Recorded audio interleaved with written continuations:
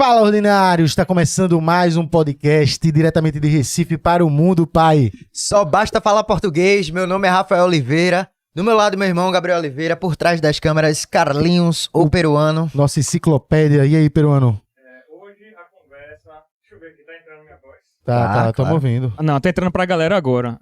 Então, hoje a conversa é outro nível. Simbora. O peruano aqui que já tava esperando muito tempo por isso. Hoje a gente vai conversar com ele, que é escritor, compositor, cantor, produtor de disco e fala de assuntos que ninguém toca. A gente tá aqui hoje com Rogério Skylab. Quem diria, meu amigo? Pô, maior prazer, cara, estar aqui em Pernambuco, cara. Você sabe que há 19 anos, porque eu sou velho, né, cara? Eu tô na casa dos 60 pra lá, né? Você sabe que há 19 anos atrás eu vim a Pernambuco, fazer show em Pernambuco, no Rec Beat. Caralho. Né? E quem era o produtor do Rec Beat, ainda continua sendo, imagino, era o Gucci. Né? Imagino que ele esteja vivo ainda e tal. E foi um show espetacular, cara, entendeu? Porque foi naquele centro histórico ali, às margens do Capibaribe, não é isso? E aquela multidão. Eu me lembro que no dia que eu toquei, também tocou aquele cara que era um DJ famoso. Qual o nome dele, meu Deus? Dessa época. Eu não DJ vou... daqui. Mas daqui. era daqui. Um mais famoso. Dolores? Porra, DJ o Dolores, cara. um dia tocando lá, cara. Que mais? E no final, no dia seguinte, porque a gente ficava em Pernambuco e assim, eu era obrigado a ver o festival no dia seguinte, mesmo que você não tocasse. E quem fechou o festival tinha que ser mesmo eles, o Nação Zumbi, né? Caralho, foda, né? Foi maravilhoso. Agora eu tenho a impressão, salvo engano, que ele já tinha falecido, não? Chico? Sim. Não, então, Chico faleceu em 97, porém a banda continuou. Porque o nome do grupo era Chico Sainz e Nação Zumbi. Lógico. Quando ele faleceu, ficou somente Nação Zumbi. Então são os mesmos integrantes sem o Chico. Então tá. Então nesse dia que eu me lembro que eu estava aqui, acho que o Chico Sainz já tinha morrido. Era o show só do Nação Zumbi. E foi maravilhoso, nossa senhora, foi um show maravilhoso. Foi um show maravilhoso. E eu me lembro que foi a primeira vez que eu fiz isso. A multidão, né? Toquei pra uma multidão, um palco enorme, né? Uma coisa assim, eu tava iniciando a minha carreira ali, né? Aquela multidão, né? E aí eu cantei a música Carne Humana. Sim. Descendo pra plateia, entendeu? E aí eles arrumaram, a produção do festival era espetacular, né? Arrumaram um muito jeito, foda. deu com o microfone, me meter no meio da multidão e eu cantando Carne Humana, sabe? Caralho, ficou bonito pra caralho. Caralho. Quem viu, quem não viu... E de lá, esses 19 anos que passaram, tu não voltou mais por aqui, não? Não. E não voltei por falta de convite e tal também, né? É isso. Agora, também a minha vida, a minha carreira artística, cara, assim, foi uma loucura. Porque, assim, eu me lembro sempre daquela... Eu tinha um filme maravilhoso do Jarte Macalé, na porta principal, como é que é o nome? Um filme maravilhoso do Jarte Macalé, que era um documentário sobre o Jarte Macalé. E o Gilberto Gil, ele fez uma crítica ao Jarte Macalé, sabe, né? Uma crítica muito sutil, né? Evidentemente. Que, na verdade, a diferença entre o Jarte Macalé e os tropicalistas, né? É porque os tropicalistas, Caetano, Chico, né? O próprio Caetano, né? O Chico não é tropicalista, mas daí o Chico de Waterfall também. Eles abraçaram a carreira. Não é? Eles abraçaram a carreira. Eles realmente mergulharam como cantores. E o Jardes não teria abraçado a profissão como o próprio Caetano e o Gilberto Gil. Foi uma crítica, tá ali no filme, se vocês quiserem ver o filme, você veja lá, é uma crítica sutil do Gilberto Gil. E eu me sinto um pouco nessa condição também. É como se eu não tivesse abraçado a minha carreira. Eu fazia um show aqui, fazia outro show ali, fazia um outro show ali, eu ia muito no programa do Jô, eu fui muito conhecido nacionalmente, mas se você pergunta se eu abracei abracei a minha carreira, eu não abracei, porque quando você abraça a carreira, não resta mais lugar para mais nada. É verdade. Para mais nada, não existe isso. E eu estava muito ligado à universidade, à vida intelectualizada, entendeu? Escrevendo, né, e tal. Então, é muito difícil você conjugar uma vida intelectual com uma vida artística, porque a vida artística você vai pra estrada mesmo. É foda, é foda, entendeu? Então, por incrível que pareça, eu sempre conto essa história. Antes da Covid, a minha vida se dava de uma certa forma, né? Bem intelectualizada, um show aqui, outro ali, uma coisa assim. Após Covid, depois da Covid, houve uma transformação tão grande que é como se eu tivesse abandonado o mundo intelectual, ou me afastado do mundo intelectual, para abraçar realmente a música, a carreira artística. E hoje, realmente, eu tô assim, absolutamente envolvido com a carreira artística. É um show aqui, outro ali, outro, é o tempo todo, entendeu? Aí eu entendo por que não dá. Se você quer seguir uma vida intelectual... Tem um preço, entende? E foi mais ou menos isso que o Gil falou em relação ao Jacques Macalé, entendeu? Nesse filme.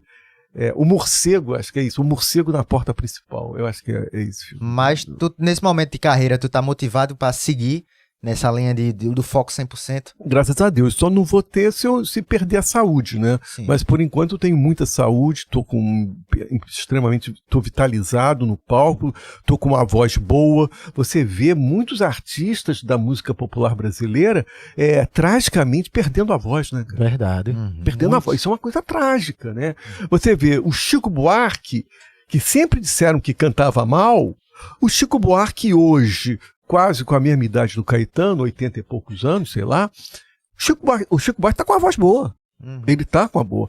Roberto Carlos tá com a voz boa, né? O Caetano já começa a tropeçar na voz e tal. Agora, pessoas como Milton Nascimento estão completamente, não é, cara? O próprio Gilberto Gil, né? O Gilberto Gil detém um grande prestígio político-social, mas a voz dele tá num bagaço mesmo, né, cara? E, por exemplo, Marina, né? Você vê a Marina cantando, cara, coitada, ela não tem voz.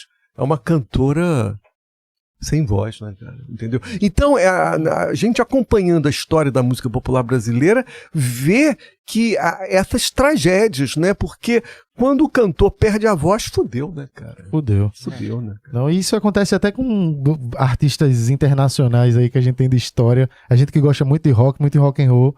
O cara, a gente acompanhar um Axl Rose e depois assistir um show do Axl Rose hoje em dia, fica complicado, né? E assim, principalmente... É mais pela persona, pelo que ele representa, por tudo, você ter aquela sensação de ver o Axl Rose, mas tipo, não é mais a mesma coisa. Não é a mesma coisa. Não é a mesma coisa. Mesmo. E assim... Você quer ver o Gilberto Gil, cara? Caralho,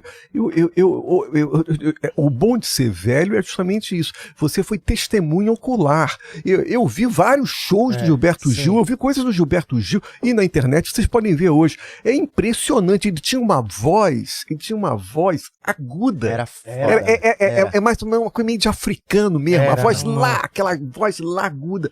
Cara, assim, eu não sei, quer dizer, hoje você vê um Gilberto Gil, não é outra coisa, não é mais a mesma coisa. Isso também não é pelo fato também, assim, desse o exemplo de Axl Rose e de Gilberto Gil, que são caras que tinham uma voz que talvez saísse um pouco do confortável aqui. Da zona de conforto que ele deveria cantar, né, sempre forçando, chega um momento... É possível. E aí a longo prazo... A longo prazo você vê, é possível. Você vê o Roberto Carlos... padrão e mantém até hoje. É bem diferente, porque a carreira, essa galera, como tu tava falando, a galera que abraça a carreira, então dia após dia fazendo show, né? Dia após dia isso atrapalha. Se você não tiver muitas vezes a técnica certa, exatamente. É complicado, velho. Rogério, vou aproveitar essa pausa aqui pra gente fazer o agradecimento a nossos patrocinadores. Queria começar agradecendo a Esportes da Sorte, você aí que quiser parar aí no seu momento aí, final de semana, vai gastar um dinheirinho aí tomar uma cervejinha, pode também direcionar para Esporte da Sorte. Se liga nos jogos que estão sempre aí rolando. Rafa mesmo deixa aí umas dicas legais, não vai no coração. Não, Então, eu gosto de apostar em jogo de futebol, né? Que eu gosto de ver, mas deve ter tênis, tem outras coisas, mas pra mim, assim, eu tento não ser clubista, ver assim, ver o que dá pra fazer e não pega um valor que é tipo assim, o aluguel da minha casa, né? O cara pega uns R$10, o valor que tá ali de fora, e faz a grana uma de fezinha, tomar uma no final de semana. e faz uma fezinha, né? Hoje, torcedor do esporte pode falar aí que tá bem, né? Sábado aí tem jogo em casa, uma coisa importante aí. Vamos ver, o QR Code tá aqui. Aponta teu celular pro QR Code na tela, ou então tu clica no link já na descrição que você vai direto. E também agradecer a Água Mineral Santa Joana, que tá aqui com a gente, empresa pernambucana, valorizando a galera aqui que produz conteúdo aqui em Pernambuco. E para você ficar ligado aí nas Joaninhas, nos refrigerantes da Santa Joana, para você. O QR Code tá na tela. Valeu, Santa Joana. E que todo no início do podcast, Rogério, a gente sempre traz um presente especial. Essa caneca. É essa daqui, ó, que a tua é essa especial. Bacana. Dá uma olhada agora. Essa aqui, ó. Porra, tinha que fazer uma caneca especial, caralho. Aí. Cacete. Criada pelo nosso artista ali, ó, Tiago Artes, que tá ali. Cara, muito bom. Fica uma homenagem aqui da gente pra você. Legal, bacana, obrigado. O pessoal tá vendo na tela aí também, Tiago Artes, valeu. É isso, velho. Vamos embora, deixar esse papo fluir agora. Então, Rogério, primeiro eu quero saber, assim, voltas para Recife, vai ter show, mas além disso tá tendo um livro lançado, né? Aquele negócio que eu estava falando no início, né? Eu tive, assim, produzi muito intelectualmente, escrevi muitos livros, né? E um desses livros eu estou lançando agora, né? Que se chama Futebol de Cego, que é um livro de poesia, sabe? Eu, assim, em termos de livros, eu produzi primeiro um livro de ensaios políticos, chamado Lulismo Selvagem. Sim, né? É um livro que foi lançado pela Cotter ano passado e está indo muito bem. Além disso, eu publiquei 2 livros de poesias. Um, Debaixo das Rodas de um Automóvel, né? Que foi lançado pela Rocco Editorial e depois foi republicado agora, reeditado pela Cotter. E esse livro aqui, esse segundo livro de poesia, Futebol de Cego, né? Fora isso, eu tenho um livro de estudo sobre um autor norte-americano chamado Henry James, né? Um autor clássico do século XIX, né? E vou lançar agora um livro de crítica da música popular brasileira. Eu sou um cara, se você me perguntar sobre heavy metal, eu ouvi muito, mas eu não sou um especialista, nada disso. Agora, música popular brasileira é o meu campo. Eu venho do campo da canção, entendeu? Então, eu estou publicando agora pela editora Edra um livro de crítica sobre a música popular brasileira. Entendeu?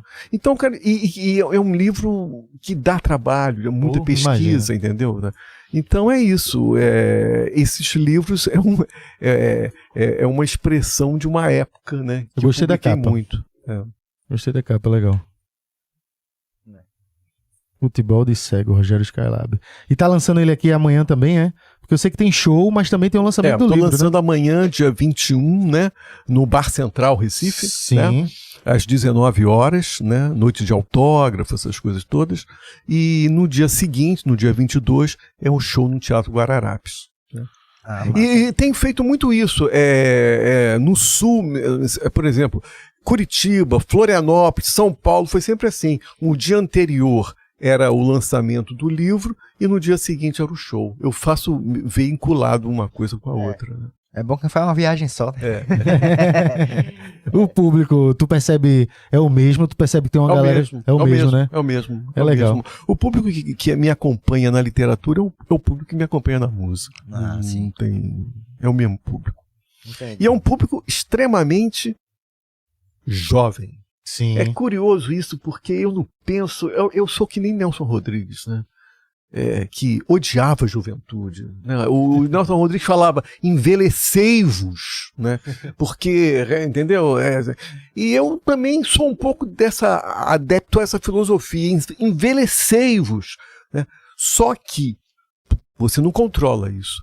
O meu público é absolutamente jovem. Eu não dedico nada a eles, mas eles recebem o trabalho com uma força, com uma intensidade, entendeu? Porque eu acho que essa coisa também não é uma coisa de laboratório. Sim. Vou atingir esse público. Sim, claro. Isso não existe no campo da cultura. Às vezes tem um poema maravilhoso do Paulo Henrique Brito, um poeta que eu gosto muito, um poema que ele fala isso. Às vezes você atinge, você mira numa pessoa, mas você vai atingir outra completamente diferente. Você não tem esse controle, entendeu?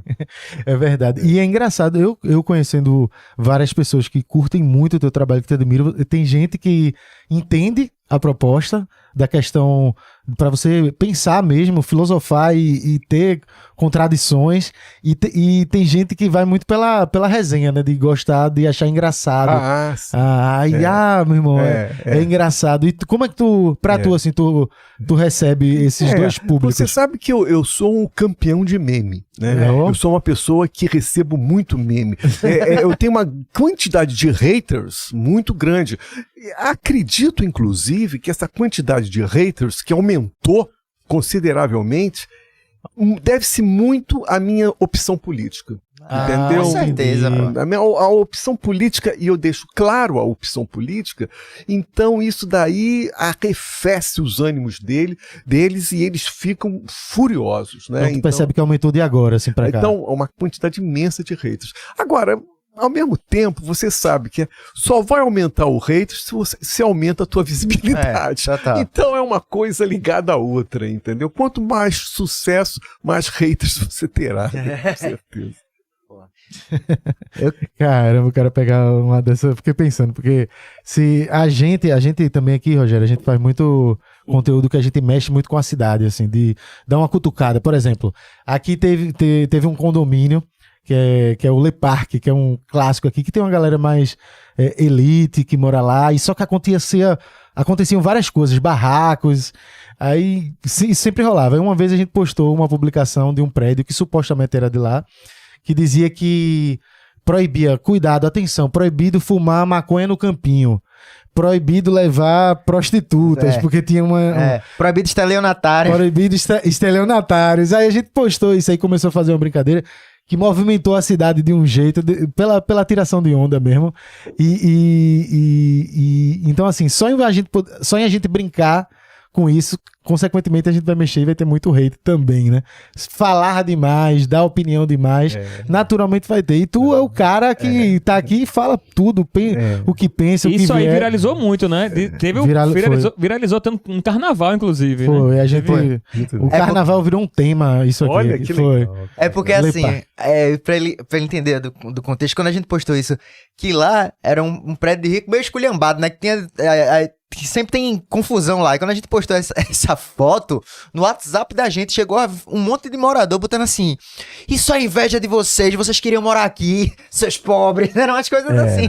Aí a gente tirou o print de tudo e botou assim: olha, a galera não gostou não. É quando a galera pega a pilha, tu sabe, né?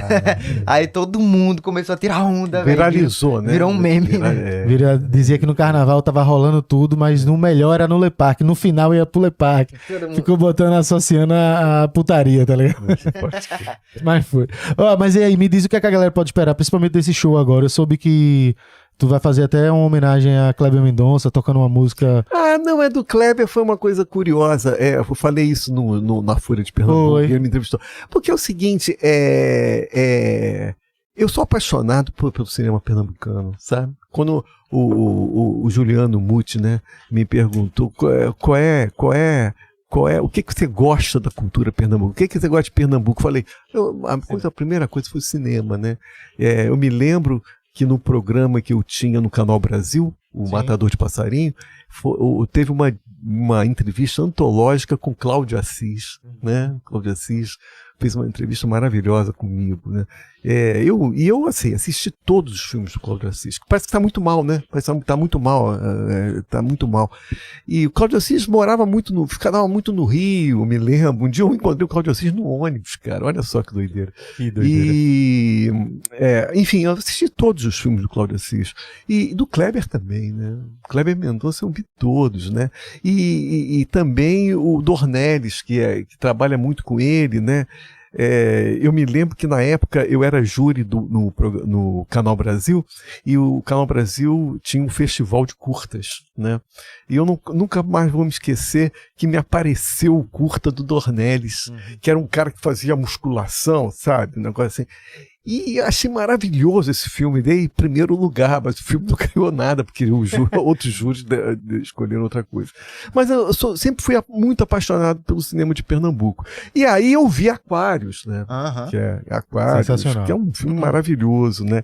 E Aquários, o Kleber ressuscita um antigo sucesso do Taiguara. Sim. Que é a música hoje.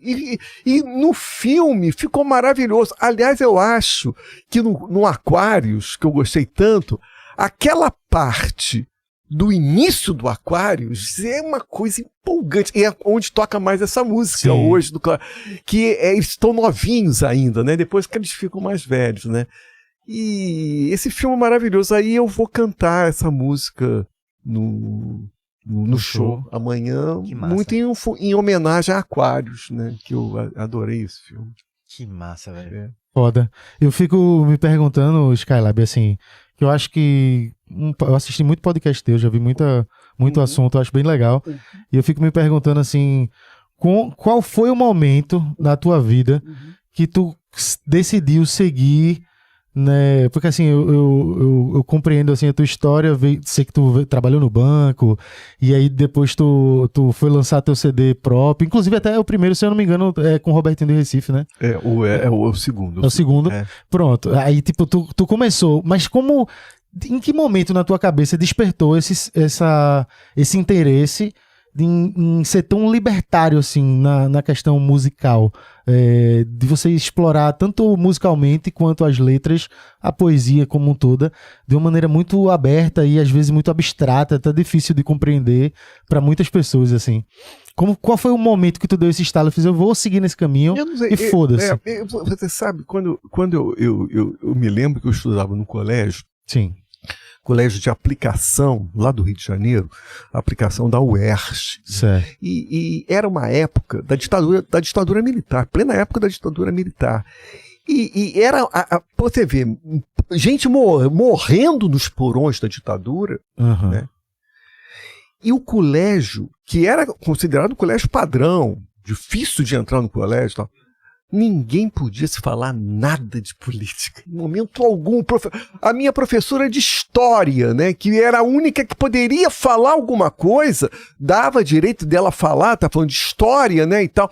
Em momento algum ela teve nenhuma frase sobre, olha, gente, muitas pessoas estão morrendo nos porões da ditadura. Nunca. Era uma coisa impressionante, né? E também a minha família, pouco se falava, né? Meu pai era criminalista, minha mãe dona de casa, e também falava-se pouco de política, entendeu? Então, assim, é uma sensação desagradabilíssima, né? Porque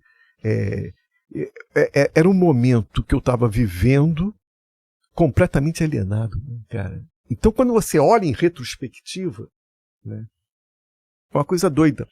Você sabe que eu nunca mais mudei minha sessão eleitoral. Que naquela época eu morava ali, na Tijuca, sim, perto do colégio, né? E ali votei, vou começar a voltar. Eu nunca mudei mais minha sessão eleitoral. Sabe por quê? Eu já até escrevi isso um dia no Facebook. Para todas as vezes nas eleições, eu voltar a andar naquelas ruas que eu andava, em que estava acontecendo toda a barbárie da ditadura, e eu não sabia de nada, entendeu? Então é como se eu pisasse aquelas calçadas e já pensando retrospectivamente, pensando naquela época que eu pisava aquelas calçadas e era completamente alienado e não sabia de nada, né, cara? E quem foi que te acordou? Aí foi com o passar do tempo, né, cara? Porque aí você entra pra faculdade. Sim, né? Tudo muda, né? Faculdade. Tudo muda. Uma outra coisa que eu falei também outro dia uma pessoa estava me falando, mas o buraco da educação no Brasil é no primário, lá embaixo, no primário. Mas eu falei, tá, tudo bem, eu concordo contigo, mas a direita sempre vai explorar isso. O problema é lá embaixo, porque não quer falar da universidade. Porque, sim, claro que o problema é lá embaixo, no ensino básico, sim. Mas à medida que você cresce e você entra para a universidade, você começa a se tornar questionador. É verdade. E aí, cara, a direita não aceita isso. E a diferença entre o Lula e a direita é justamente essa. O Lula fez com que o acesso à universidade fosse cada vez maior, né? Ele criou universidades ali no sul da Bahia, né? Negros podendo frequentar a universidade, coisa que não acontecia. Que não acontecia há muito tempo. Então o Lula foi, quer dizer, a marca do governo Lula foi justamente isso, né? O acesso à universidade. É claro que todos sabem que o buraco é lá no ensino básico. É lógico que o buraco está lá, mas o problema é a universidade, porque quando você entra na universidade, você passa a ser questionador, né? Esse contexto aí que você viveu, que você está contando, foi uma das coisas assim que contribuiu com a sua necessidade aí de repente ir para esse caminho e fazer as músicas que você faz? Pois é, porque aí quando mas aí, antes mesmo de entrar na universidade, mesmo durante o científico, né, o segundo grau, né, eu já começava a me preocupar com poesia, a ler poesia, sabe? E acho que foi a partir daí, né? Aí quando eu entrei na faculdade, eu acabei indo para a faculdade de filosofia depois, e enfim, mas eu acredito que tenha sido a experiência com a poesia que realmente me fez passar a ter esse tipo de preocupações. Foi a senha, né, para eu começar a frequentar um mundo que a minha família não, né, na minha família não tinha, na minha família não tem artista, né? É uma coisa muito louca. Eu estou falando isso porque no Brasil isso me dá insisto de falar uma coisa que vem me perturbando muito. O Brasil é um país das famílias. Porra. E não é só nas famílias dos políticos, não, né? Porque você sabe... Música também. Na música também. Eu já percebi. Isso me incomoda profundamente. Esse é o país das famílias, entendeu, cara? Então, quando...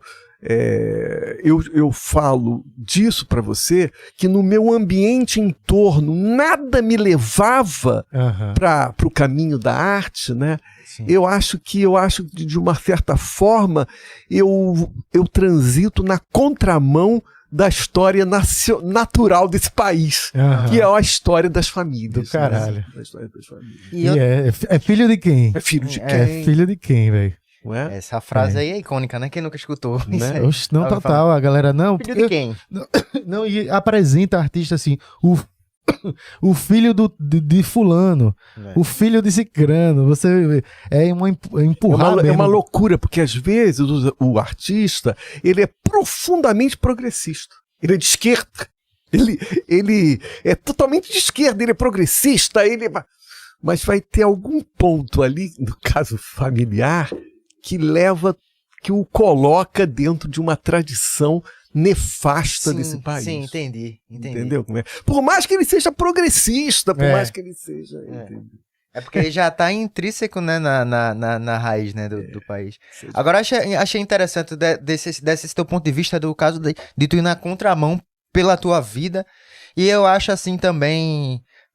Eu queria saber se faz sentido, mas o que eu imagino que faça sentido também de tu fazer um som mais, posso dizer, experimental, seria o fato também de tu, como tu disse, tu acha que tua abertura pra música foi a poesia. E a poesia tem muito disso principalmente quem eu conheço, quem gosta de escrever, gosta muito de experimentar, entrar em contextos, assim, em histórias. E assim, geralmente quem eu conheço que faz música a partir de poesia procura dar eu acho que justamente por vir de uma outra área da arte acaba explorando mais. E aí eu acho que, assim, não sei, eu acredito que isso possa ter feito também esses teus sons experimental ao longo do tempo, né? Mas aí eu sou obrigado também a falar uma coisa meio que discordando de você, Sim. que é o seguinte: a experiência da poesia, ela é completamente diferente da experiência da canção. É completamente diferente, sabe? E eu falo isso porque eu vivi isso, sabe? Trabalho de poesia é uma outra coisa, né? João Cabral, por exemplo, odiava a música. Então, mas o trabalho da poesia é outro. É o trabalho com as palavras, né? E tal. A questão da música é completamente diferente. Porque eu tenho para mim que a canção... Você pode pegar grandes poetas como Caetano Veloso, Chico Buarque, o que comanda na canção, a mola propulsora da canção é o som. Não é a palavra, é o som. Mas é mesmo. É a melodia. Você está me entendendo? Por isso que eu digo que a experiência da literatura, a experiência da poesia e a experiência da canção são duas coisas completamente diferentes uma da outra. Entendi. Completamente diferentes da outra. Que a mola propulsora da canção é o som. Eu sempre conto isso. Tem uma música famosa do Chico Buarque, né, que eu consegui entrar em contato com a primeira versão. Com a primeira versão. Você lê aquilo ali, você não entende porra nenhuma. Porque são tudo palavras inventadas. São palavras inventadas porque ele está querendo o som. A melodia, A né? melodia. Ele está querendo aí ele escreve um poema. Eu consegui ver essa primeira versão. Você não entende nada. É tudo uma algaravia. São palavras que não existem. Claro que depois vem todo o trabalho dele com as palavras, com a poesia. Ele é um poeta e ele consegue transformar aquela confusão em palavras e aí transforma a última versão na música e tal. Né? Agora, muitos, por exemplo, vão pedir ajuda de uma parceria. Não é? Você vê o Tom Jobim, por exemplo. Tom Jobim ainda produziu algumas canções que tinha a letra dele. Mas assim, poderíamos dizer que 80% das músicas do Tom Jobim não são letras dele, né? São letras do Vinícius de Moraes, esse negócio todo. Não é? Então, eu acho que a mola propulsora da canção é o som. É o som. Sem o som não existe canção. Então vai escrever poesia, vai escrever literatura, vai escrever, entendeu? Então são duas coisas completamente diferentes. Eu lancei o meu último disco, Caos e Cosmos 3, é um disco instrumental. Ele não tem letra. Eu escuto muita música instrumental. É muito bom. Ele só tem grito. Ele só tem grito. Ele não tem texto, ele não tem letra. Entendi. Isso que tu fala do som ser o principal pra música, eu acho que pra gente que escuta rock e metal desde novo, isso é uma coisa que já faz parte da essência da cultura, né? Porque assim, a gente, quando você começa, principalmente, sei lá, na tua época lá, início dos anos 2000 ali, e quanto mais as músicas em inglês, pô, nem se em inglês o cara sabe, só tá cantarolando o refrão e ouvindo. E você não procura pra ver a tradução. Muito difícil. Você pega ali a galera que gosta de rock, vai falar pelo som, pelo riff, sabe? E lá, e assim, os caras falam, pô, eu canto em inglês, chego num país que todo mundo fala em português e a galera canta a minha música. Ninguém tá cantando, tá todo mundo cantarolando. Isso aí que tu falou agora, vale a pena aqui deixar registrado aqui no podcast que quando eu conheci o som de Skylab, a música de Skylab, foi na escola. Sim. Eu tinha aí acho que uns 17 anos por aí. E quem me apresentou a Skylab foi um cara chamado Pedro Hatz, colega, ele não era nem da minha sala, era da sala do meu irmão. Sim. E aí ele chegou pra mim e falou assim, tu conhece Skylab? A gente já trocava muita ideia de música. Eu falei, não. E quando ele veio me apresentar o som do Rogério Skylab, ele não veio apresentar porque achava as letras ou as músicas engraçadas de certa maneira. Ele veio me apresentar aqui, saca esse som, que isso aqui é um rock do caralho, e saca esse instrumental, e saca esse arranjo. Então eu já fui preparado pra isso. E quando eu escutei a primeira vez, a impressão que ficou pra mim foi exatamente a que ele me falou. Passou, foda. Então, o que ficou pra mim foi a canção em si, o riff, a música, o instrumental, o arranjo, a guitarra e a potência dele ali, a entonação, a interpretação do Skylab. Eu não levei pra esse lado que o pessoal leva de achar talvez engraçado as letras e tal. Então, a primeira impressão que eu tive foi essa, analisando dessa maneira bem generalizada, assim, né? Do geral da canção mesmo, sabe? Interessante. Do instrumental. Quer ver um cara que eu curto pra caralho, é Torquato Neto, entendeu? Inclusive, nesse livro de crítica que eu vou escrever, tem um capítulo dedicado só ao Torquato Neto, que pra mim é um cara do caralho, ele, né? Mas o Torquato, ele é um poeta. Sim. Ele não é um músico, ele é um poeta, entendeu? E ele não é músico, ele é poeta, né? E é curioso que você, quando lê a obra poética dele, você vai ver alguns poemas que são letras das músicas, Sim. entendeu? Quer dizer, ali a nota propulsora foi o poema. Sim. Porque ele é, de fato, poeta, né? O Torquato, inclusive, quando cantava, era muito desafinado, entendeu? Então é isso, sabe? Há uma diferença. Quando eu falo isso, eu quero sublinhar a diferença entre a experiência da poesia e a experiência do som, sabe? Diferença. O Skylab, agora tu lançou 10 discos intitulados Skylab. Salvo engano, tu chegasse a dizer que ia lançar os 10 e pronto. Depois tu lançou a trilogia e depois outra. Assim, qual foi a ideia? Tipo, desde o primeiro tu já sabia que ia ser essa sequência? Não, como foi dos 10 discos? Sim, sabia. Desde o início eu tinha a ideia de que eu iria produzir um decálogo. 10 muito discos, legal, pô. 10 discos, tá ligado? 10 discos. Porque geralmente a galera trilogia. Hoje você sabe quantos discos eu tenho lançado, né? Não. Tem 30. 30 discos lançados. Eu pensava, Assim, mas eu lembro eram que muitos. eu lembro que em algumas entrevistas o Rogério dizia que ia lançar do 1 ao 10 e ia parar, ia se dedicar à literatura. Exatamente. E alguma coisa Olha ali- só, dedicada Alguma coisa deixou você inquieto ali, que você quis continuar fazendo Porque música. é um produtor, pô. O cara não quer parar, pô. Não, e tem uma coisa também, isso é muito interessante isso. Isso eu aprendi com o Roberto Schwarz, quando ele analisa aquele livro que o Caetano escreveu sobre a Tropicália, né? Sim. O Roberto Schwarz dizia: o que o compositor Caetano pensa, a intenção dele é uma coisa, o que ele fez é outra, entendeu? Então existe uma intenção minha, por exemplo, de parar no Skylab 10 e acabou, não fazer mais nada, viver a minha vida de intelectual produzindo meus livros. Mas entre a intenção e o real há uma diferença muito grande, né? Então, e aí eu fui produzindo novos discos. E por aí vai. Mas o Skylab 5 ganhou em 2006, se eu não me engano, o melhor álbum de MPB. Foi. Ganhou um prêmio da Claro. E foi um absurdo, porque aquele disco é o disco mais rock que tem na minha carreira. O Skylab 5 é, de fato, um disco de rock. Rock mesmo. Mas eles acharam por bem dar o prêmio na categoria de música popular para MPB. Tá tudo bem, né? Tá tudo bem, né?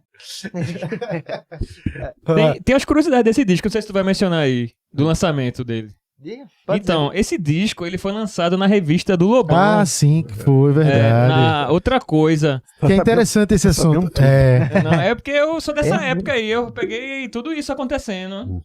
E o que era legal era que tinha desse negócio do Lobão, era que era uma forma até mais barata, de uma forma de lançar na revista, né? Era uma parada...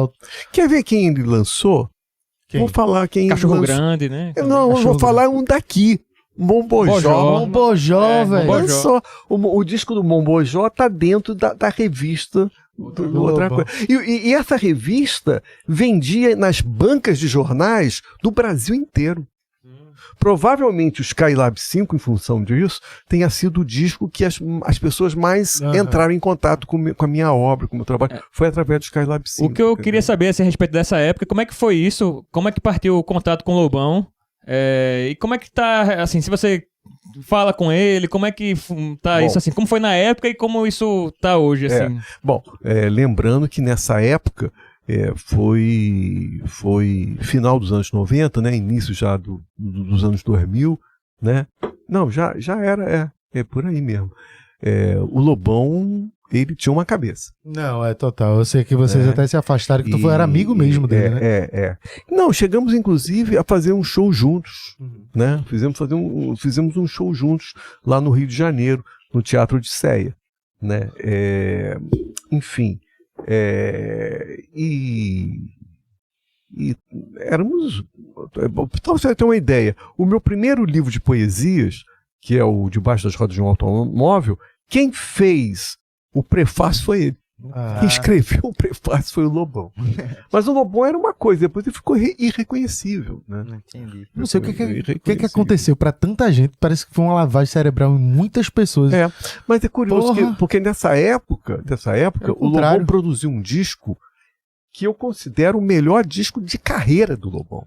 Foi? O melhor disco de carreira dele. Que chama-se A Vida é Doce. É um disco que ele produziu nessa década, final dos anos 90, início de 2000. Eu falei isso pro Lobão, o teu melhor disco é esse. Músicas inspiradas, bem feitas, com um texto bom, entendeu? Pra mim é o melhor disco dele. Depois, houve uma lavagem cerebral aí que a gente não sabe explicar exatamente o que aconteceu. Agora, eu me peguei assim, completamente, quando eu liguei a internet e vi ele fazendo podcasts com Olavo de Carvalho. Caralho. Ali eu falei, fudeu, esse cara tá completamente louco. Entendeu? E fazendo campanha pro Bolsonaro. E antivacina, aquela porra toda. Fazendo campanha para o Bolsonaro e trocando figurinhas com Olavo de Carvalho, uma figura completamente, sabe? Total. Assim, parece que ele se arrependeu um pouco disso, assim, né? Porque mas a hora que ele arrepende, assim, ele mas aí fodeu, né, meu amigo? nesse assunto. Já falou merda, né? Depois que você, por exemplo, defende o impeachment da Dilma e depois se arrepende, aí fodeu, né, meu amigo? Porque aí o tempo já passou, né, meu amigo? O teu arrependimento não adianta nada, né? Esse negócio de arrependimento é muito complicado. Entendeu? Eu acho até que as pessoas podem mudar de ideia. Sim. Né? Fazer autocrítica, legal, acho isso importante. A autocrítica eu acho importante. As pessoas se transformarem. Eu não acho que a pessoa tem que ser apenas uma coisa até o final da vida. Não, acho a autotransformação, acho importantíssimo ele fazer autocríticas e tal. Mas, cara, esses arrependimentos, para mim, são suspeitos. Entendeu? São suspeitos. Não me parece que o Lobão tenha caído novamente, apoiado Lula ou PT. Ele não demonstrou nada que mudasse a opinião dele. Né? Exatamente. Nada disso. Entendeu? Imagina, te chamar pra fazer uma música patriota. Aí é foda. Não é isso. Aí, o que ele fez? Ele fez depois, ele lançou o pior disco da carreira dele. Eu não tô falando mentira, não. Qualquer um sabe. O pior disco da carreira dele se chama Rigor e Misericórdia. É o pior disco da carreira dele, porque ele começou a falar frases, letras bolsonaristas, cara. Saquei, porra. Contra o PT, cara. Eu não E outra coisa, o disco musicalmente é uma merda. É ruim também. Porque ele começou a viajar numa de rock progressivo e tem que tomar muito cuidado com essa história de rock progressivo. Porque senão você fica cafona, brega. Chato, e o som dele é brega pra caralho desse disco. Então é o pior disco de carreira dele. Agora, se arrependeu, é foda, hein? Fazer um disco, se arrepender, o disco tá lá pra vida toda. É uma merda. Não dá pra você apagar um disco não, meu amigo. Eu falei isso porque eu acompanho ele no disco você não apaga, não. Verdade, eu acompanho o Lobão no vai ficar Instagram. esse disco pra sempre. Eu gosto das músicas dele, aquelas coisas que todo mundo gosta, né? E aí eu acompanho ele, e aí eu vi essa transição da época que ele apoiava o Bolsonaro, e não gostava de ver essas coisas, lógico. Mas depois eu vi ele falar fora Bolsonaro. Falou. Desceu o pau na Porque viu que galera. tava mal, não tinha público mais. Ele, não tinha e mais ele parou de falar de política. Ele não fala mais de política, é só de música agora e é isso. Peter, esse negócio de se arrepender é foda. Uma coisa que vale a pena mencionar aqui é que tu, antes mesmo de acontecer aquele rolo todo no Flow, Sim. tu chegou lá e avisou que isso virou corte, estourou tudo. Chegou lá e falou. Isso viralizou. Viralizou pra caralho, porque Caralho, previu Contra a a minha merda. vontade, cara, isso viralizou, né? o cara previu o maior rolo na história da internet no podcast. Rolo. Porque, meu irmão, onde os caras chegaram nesse papo de pode falar tudo e pode falar tudo. Tem uma responsabilidade ali.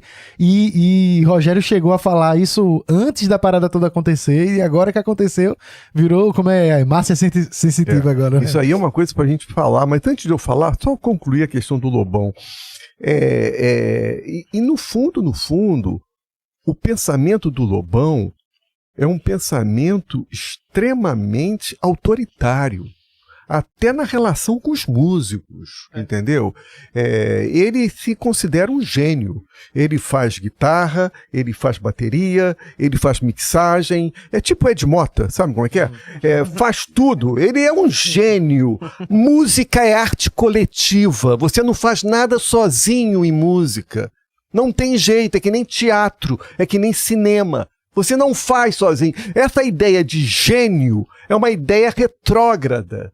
Entendeu? A origem dela é romântica, da época do romantismo, da ideia do gênio. Não existe isso, né? Nós estamos cada vez mais... Eu estou aqui tentando trabalhar um pensamento social. Como é que eu vou falar de gênio, entendeu? Então, na música não existe isso. A música é uma arte coletiva, entendeu? Então, você vê os podcasts dele, ele se tratando como se ele fosse um gênio. Um cara que... Então, para mim, aquilo ali é extremamente autoritário, é um pensamento, não fala de política, mas narcisista, autoritário, e eu tenho medo de sujeitos assim, entendeu? Tenho medo de pessoas assim. Quantos artistas, assim, que mais tem, assim, a gente vê até em filme retratando de... Você tem uma banda, um grupo de sucesso, e o principal cantor, às vezes, acaba...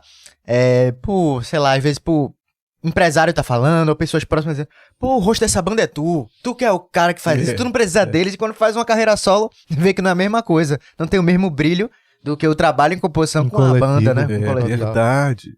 Isso acontece muito. É verdade. O próprio Fred Mercury, né? Você vai ver a carreira dele com Queen, quando ele vai pra carreira solo, é muito diferente, né? Eu posso te falar uma coisa? Pode. Que vai parecer um sacrilégio que eu vou falar agora. Mas eu vou falar, porque eu não fujo do... Secos e Molhados. Ney Matogrosso. O repertório dos Secos e Molhados era espetacular. Eu concordo. Eu acho do caralho. Muito em razão do Cassiano Ricardo, que comprou briga com o Ney Matogrosso. E aí o Ney Matogrosso, que é um grande cantor, ninguém tá falando nada disso, é um grande cantor, seguiu a carreira solo dele, fazendo muito sucesso. Mas o repertório do Ney Matogrosso não se compara ao que era um repertório do Secos e Molhados. Porque o Secos e Molhados era uma coisa única, né? É uma coisa única. Eu estou falando isso porque muita gente discorda. Muita gente acha o Ney Matogrosso genial! Então, eu não acho nada disso, entendeu? Eu acho, inclusive, forçado pra caralho, entendeu? Eu acho que o grande grupo era o Secos e Molhados, tinha um trabalho espetacular, um repertório maravilhoso e que se perdeu. Se perdeu porque o Ney Matogrosso queria seguir a carreira solo dele e fazer muito sucesso sozinho, não é isso? A questão do ego do artista é foda. É foda. Mas enfim, a gente tem entrado na questão de Monark, né? Sim. Total. A Monark. Não, o que aconteceu com o Monark foi o seguinte, eu fui uma das pessoas que mais estive presente no Flow. Eu fui lembro, uns era 4, muita 5 vezes, né? A última vez que eu fui no Flow, eu falei, nunca mais venho aqui, porque me colocaram ao lado do Supla. Você sabe o que é isso? Você não tem ideia do que é uma entrevista ao lado do Supla, Qual é o porra. problema do Supla? O Supla começa a falar e se lembra de uma música dele. E canta a música dele. Então, moral da história, essa entrevista foi 5 horas. Eu ouvindo o repertório do Supla. Cara, não tem tortura maior. 5 horas de Supla. Tortura maior, você ficar ouvindo aquele. E ele acha que a música dele é boa. O pior não é isso. Ele acha que ele é sensacional. Porque é filho de mimado. Nasceu de família mimada, né? Mimaram o ego dele lá em cima e ele acha que ele é um grande compositor. Ele fala papito também em cada Ainda, frase. e eu tive a educação, né? Diante do Flow, que sempre me chamou, de eu ficar ouvindo assim as músicas. Ele acha que era bom aquilo ali. Aquilo ali é uma merda, entendeu, cara? E eu tive que aguentar 5 horas de Flow. Então não é fácil isso. Mas você não acha ele nem gente boa, assim, de... Não, ele pode ser muito gente boa, entendeu, cara? Mas como compositor, como músico, ele é musiquinho vagabundo, entendeu, cara? Entendeu? Agora, é gente boa, legal, é progressista, muito em função do pai, não da mãe. Sim, Muito em total. função do pai, é muito legal, progressista e tal. Mas muito educado e tal, mas é chato como músico. Ninguém aguenta aquelas musiquinhas dele, que ele acha que é boa. Ô, A Skylab, musiquinha dele acha nem boa. esse episódio foi com Supla e com Rafael Bittencourt, foi? E outro foi o Rafael Bittencourt. Aguentar o Rafael Bittencourt do Angra não é fácil, gente. Ai, por Vocês não quê? imaginam. Porque o Rafael Bittencourt é muito chato. Você imagina um PSDB. Imagina um PSDB. E ele conversa. Vê o programa dele que tá tendo muito sucesso. Tá, né? Eu eu jamais irei no programa Ele dele. te convidou no Ele programa. me chamou, mas eu não vou. Porra, você não aguenta, eu vou aguentar um programa. E ele. Eu acho o seguinte, cara, muito chato aquilo, cara. E começou a falar umas coisas de um jeito meio PSDB, inteligente, intelectual. Eu comecei a falar. Aí com ele eu não. Com o Supla, eu ainda tive uma certa educação. Com ele eu não aguentei. Falei, cara, tu tá falando bobagem, cara. Começou a falar de educação, negócio de ideologia. Eu não tava aguentando ele. Então, pra mim, foi a última vez que eu fui no Flow, porque aguentar Rafael Bittencourt e Supla no mesmo programa durante 5 horas, eu não desejo isso ao meu pior inimigo. Caralho. E eu sempre eu me perguntei, por quê? Se ele convidou ao vivo, ele nunca foi pro The Rafael. Aí, ó, tá explicado, não vai, porra. Não, Nem pra Flow, nem pra Rafael Bittencourt. Rafael Bittencourt, ninguém, cara. Ó, Supla, a música dele é ruim, mas ele é gente boa. E Rafael Bittencourt é chato, mas a música dele é boa? Não. Vamos falar de Angra, porra. Bota a crítica aí. Ai, meu. Mas assim, o Flow, então, voltando, o Flow, eu já frequentei o Flow, foi um dos caras que mais fui ao Flow, foi umas 4, 5 vezes no Flow. Então, acho que foi a segunda vez, não sei se foi a primeira ou foi a segunda vez, estou na dúvida agora. Acho que foi na primeira vez. Ele tinha antes recebido o Kim Kataguiri. Você não sabe o que é Kim Kataguiri. Imagina a MBL no osso, entendeu, cara? Kim Kataguiri era do MBL, entendeu? Ainda é, né? MBL, o papel do MBL durante o impeachment da Dilma... Começou ali, não foi? Começou ali e ensejou, né? Preparou o terreno para o crescimento do Bolsonaro, né? Aquilo ali foi terrível. E o Kim Kataguiri, no programa do Flow, e até então, o pessoal do Flow, só recebia aqueles garotinhos de joguinho, totalmente despolitizado, né? Joguinho, né? E aí, o Kim Kataguiri falando assim, já deputado federal, né? Vocês todos sabem, né? Todo mundo sabe que o Lula é ladrão, né? E os dois bobões, o Igor e o Monark, começaram a rir. Falei, que isso, cara? Isso aí, eu fiquei assim, cara. Como que um deputado federal fala uma coisa dessa? Tem que provar isso na justiça, cara. Tem que ser processado um cara que fala uma coisa dessa. Que isso? Por quê? Lula é ladrão por quê? Qual é a prova que você tem disso? Né? E está provado que hoje a Lava Jato e o Moro é uma vergonha, foi uma vergonha nacional. Né? Então eu falei sobre essa questão da responsabilidade. Você não pode chegar num programa com uma audiência enorme e falar uma palhaçada, uma bobagem dessa, uma declaração, falou sério, porque uma coisa é você falar de humor, é outra coisa. Entendeu? E rir, os dois bobões rirem. Então foi aí, a partir daí, que eu falei da responsabilidade de um programa daquele, que era um programa jornalístico. Né? O Brasil todo vendo não é? aquilo, Todo mundo, com milhões vendo aquilo ali. E o monarca bobão falou, não, bicho, pra mim aquilo,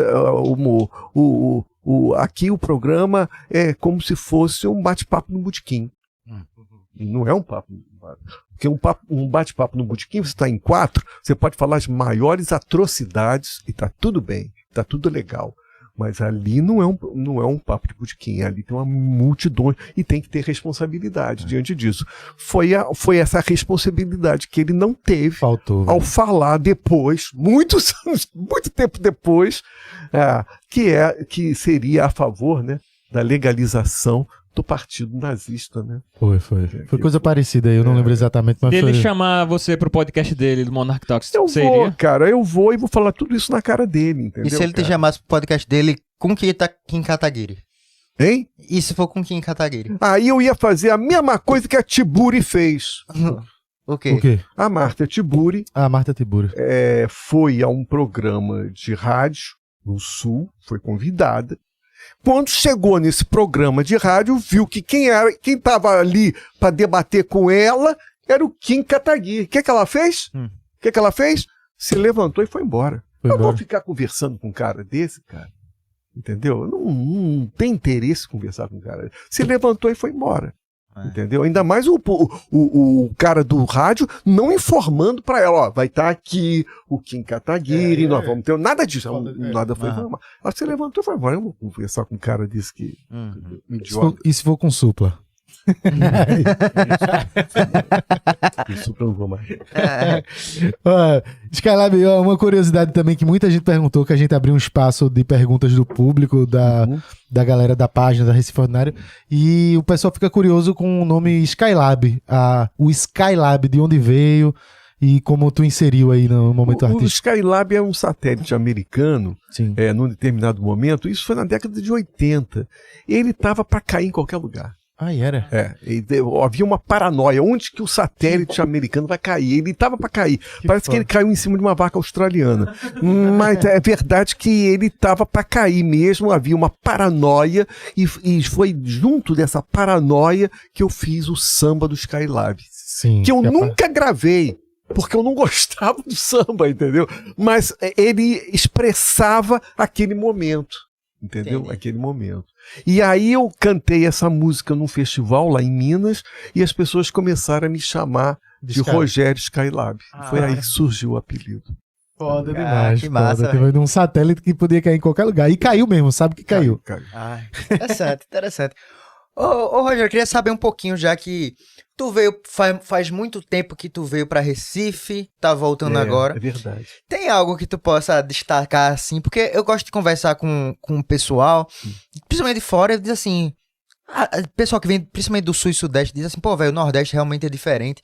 Mas quando eu venho pra Pernambuco tem uma parada única. Assim, Pernambuco tem muitos movimentos culturais, maracatu, frevo e brega, e tem de tudo aqui. E parece realmente ser uma parada meio à parte, né? Queria saber, assim, se tu tem alguma coisa, algum momento, alguma coisa pra falar. E alguma também... observação, né? De um tempo dos 19 anos de diferença. Eu posso falar sobre o festival. Era o Hack Beat, né? Que ocorreu na parte histórica de Recife, às margens do Capibaribe, né? E uma multidão com DJ Dolores também teve, né? E tal. E eu nunca mais vou me esquecer. Foi uma coisa. Porque eu estava no início da minha carreira e aquele foi provavelmente o primeiro show grande que eu fiz, com um palco enorme, com som poderoso, uma multidão vendo. Então foi a minha estreia pro grande público mesmo. Eu nunca tinha feito um show para um público tão enorme como aquele. E foi, assim, uma experiência maravilhosa.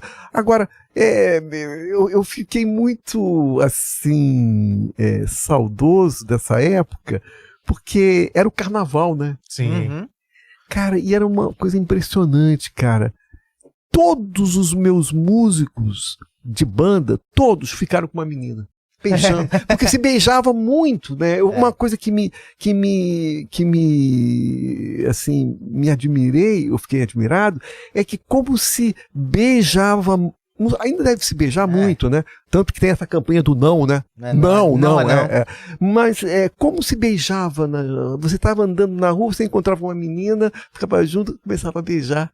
Isso no Carnaval de Pernambuco. Isso foi uma coisa que eu fiquei muito admirado na época, sabe, cara? Aqui no Carnaval de Pernambuco é o seguinte, carnaval é carnaval de rua, né? Então, assim, a galera, assim, desliga, né? Você tem uma vida social e você tem 5 dias pra aloprar. Aqui a gente fala aloprar. Aí vai todo mundo, aí, geralmente passa o dia e a tarde em Olinda, seguindo bloco e tudo, e de noite vai pro Recife Antigo assistir os shows, que é justamente onde tava tendo teu show. Exatamente. Então a galera que tava lá tava tudo muito feliz, bêbada. Bêbada. Muita gente cheirando loló, apelidosamente cariado como... carinhosamente apelidado como o L. O L, aqui é chamado do L. O L. E que a galera usa no carnaval e é isso, ué. Aqui é assim, do caralho, eu fiquei muito impressionado com aquilo, sabia? Porque naquela época, início dos anos 2000, se você fosse pro carnaval de rua do Rio de Janeiro, no centro da cidade, era extremamente perigoso. Como ainda é hoje. Né, de ser assaltado, de ser, sabe, uma coisa. E aqui em Pernambuco não me passava esse clima. Me passava um clima mesmo de entrega. A classe média vai pra rua, vai viver a orgia desses 4, 5 dias. É meio que isso, mas sem o celular no bolso, não vai perder igual. Vai perder. Mas, pô, é interessante, eu acho que vale até a pena citar isso pra tu. Provavelmente tu deve saber, mas tu sabe que Pernambuco já foi um país? Tu sabe dessa história? Dos holandeses? Na verdade, depois. Os holandeses foram... 600. Foi 600, né? Na época da colônia portuguesa, antes do Brasil virar país, quando ainda era uma colônia portuguesa. Colônias. O Pernambuco se separou em 1817, né? O Brasil só virou o Brasil em 1822. E quando se separou, juntou com a gente Paraíba e Rio Grande do Norte. Ficou 40 dias só, né? Depois, 40 não, 75 dias. 75, né? E depois os portugueses fizeram a repressão e voltou a ser uma colônia portuguesa. Só que aí, isso é muito interessante, né? Que a gente fala até hoje, que isso reflete muito, eu acho, no povo pernambucano, né? Que eu digo assim, o povo pernambucano é um pouco diferente do resto do país, porque eu digo assim, muita gente que roda o país já disse pra mim, velho, são um dos lugares que o povo é mais bairrista é em Pernambuco. Aqui a galera diz, a gente tem uma avenida gigante, Caxangá, a gente faz questão de dizer, é a maior avenida em linha reta da América Latina. Toda a gente é o maior. Tudo maior. O maior. Você sabe quem me falou exatamente essas palavras? O Robertinho de Recife. Nas minhas longas conversas com o Robertinho falava isso, que o pernambucano, ele tem uma de grandeza. Uma grandeza lá em cima. E outra coisa que eu também fiquei sabendo, né, e com o tempo, o pernambucano não gosta muito do baiano, não. Tem uma treta com o baiano. Tem uma coisa com o baiano que é uma coisa... verdade, isso é verdade. A treta dentro do Nordeste. Mas aí você vê assim, e eu acho que você vai vendo que... Eu vou te contar uma história curiosa do início da Recife Ordinária. Quando a página foi fundada em 2018, dia 1 de fevereiro de 2018, e a gente sempre trouxe como é que essa resenha que tu mesmo disse, sacanagem, só que misturado também com como a gente consegue trazer um público de humor que é muito forte, vamos aproveitar também para trazer um pouco da história da gente e falar sobre a história de Pernambuco de uma maneira popular, simples e com as nossas gírias para que a galera pudesse entender. E aí, no dia 6 de março de 2018, estava comemorando, porque dia 6 de março é a data que o Pernambuco virou independente, virou um país. A Revolução Pernambucana. 6 de março de 1817. E aí, nesse primeiro 6 de março, eu postei a história de que Pernambuco, vocês sabiam que Pernambuco foi um país e tal, a gente postou tudo isso direitinho. E aí eu me lembrei de uma coisa, isso era o começo da Recife Ordinário. Eu tinha tido alguns insights, né? Eu lembro que a postagem de humor, que geralmente ia de meio-dia ou depois, geralmente é a postagem que mais bomba. De manhã a gente postava um bom dia, uma foto da cidade, que rendia, vamos dizer, a metade do que rendia a outra foto. Certo dia, eu postei de manhã, antes de ir pra faculdade, né? Tinha uma foto da bandeira de Pernambuco. Enfim, erguida em Olinda e tal, uma foto bem bonita. E a gente eu botei assim na legenda. Se você tem orgulho de ser pernambucano, curta e comenta. Hashtag Pernambuco é meu país. E fui pra faculdade. Depois, quando eu vi, essa postagem tinha viralizado tanto quanto uma postagem de humor. E tinha, tipo, isso, 8 horas da manhã, e tinha 100 comentários, Pernambuco, meu país. Eu, porra, como assim, né? Eu vi como a galera daqui é bairrista. E aí passou um tempo, e aí a gente postou esse texto explicando que Pernambuco era um país. E aí eu vi a menina comentando assim, nossa, eu não sabia que Pernambuco já foi um país. Só que naquela época a página era menor, eu reconheci o usuário. Eu fiz, porra, essa menina tava comentando agora, e quando eu fui ver, semana passada, a menina tava comentando hashtag Pernambuco é meu país, e semana depois ela disse que não sabia, ou seja, o sentimento bairrista do pernambucano já tá intrínseco, né? Passado de geração em geração, e a galera nem sabe. Que foi até um dos objetivos da nossa página, foi resgatar a história, porque o orgulho a gente já tinha, mas muita gente não sabia da própria história, de onde vinha. E há pouco tempo, 817, 200 anos. Então assim, você tem aí, sei lá, teu bisavô viveu uma parada daquela. E a gente foi a primeira bandeira o Brasil considera como a primeira bandeira nacional. Porque foi a primeira bandeira criada, é a mesma até hoje que a gente utiliza. Então, assim, é uma história onde o Nordeste já surgiu aqui na Bahia, né? O Brasil começa surgindo em Recife, na Bahia, só que concentrou tanta cultura e tanta mistura de povos, porque você percebe que a música, tudo tem um excesso, assim, é muita cultura, é muita mistura. Pernambuco, e tem essa mania de grandeza de achar que tudo daqui é o maior e é o melhor. Acho que outro lugar que Rafa ia falar dos lugares mais barristas seria Pernambuco, ter falado acho que do Sul, né? Rio Grande do Sul, não? Porque eu tô dizendo que geralmente quando a galera fala, a galera diz, pô, eu vejo vocês muito barristas. No máximo, quem parece com vocês é o Rio Grande do Sul. Eu não vejo mais ninguém parecido com isso no Brasil, sabe, em relação a esse sentimento. E uma coisa que eu queria falar pra ele, porque tu curte futebol? Muito. Tô apaixonado. Pronto. Eu vou te contar uma coisa que é curiosíssima. No Nordeste, Fluminense, né? no Nordeste, grande parte dos torcedores de futebol torcem pra Flamengo ou Corinthians, porque passava na TV, né? Passava na TV nacional e assim, a Globo sempre postou muito Flamengo e Corinthians, Flamengo e Corinthians. Então aquilo ali pegou na grande massa. Na grande massa, né? Você vai na Paraíba, você vai... E Pernambuco é um dos poucos lugares, principalmente Recife, a capital. Aqui, se você andar pelo Recife, você só acha torcedor do Sport, Náutico ou Santa Cruz. Olha só. Dificilmente tu vai achar um recifense que, sou flamenguista. Não acontece, sabe? Enquanto em outros estados do Nordeste, a galera torce pro Flamengo, ou até, tipo assim, até a Bahia mesmo, que tem muito time grande, que é o Bahia e o Vitória, a galera torce pro Bahia e pro Flamengo, às vezes tem essas coisas. E em Pernambuco não, a gente fala... A gente fica com raiva quando vê gente de fora, chama de misto. Tu é misto, eu torço pra ti. Não, mas tem o termo clássico que se chama paraibaca. Isso aí, tem que lembrar. E aí dizer assim, tem que torcer pro time daqui, a gente fala muito isso. E tem uma história que, se eu não me engano, foi Fluminense e Botafogo. Eu não vou saber ao certo o jogo, mas vê que história interessante. Durante o período da Copa do Mundo, antes da Copa, ou foi pós-Copa, tiveram várias arenas que ficaram um pouco subutilizadas, né? Arena Manaus, enfim. Essa última Copa de 2014. É isso. E aí a galera mandava jogos, por exemplo, do Flamengo para Arena Manaus, para fazer uma renda lá, né? E aí sempre lotava os estádios, né?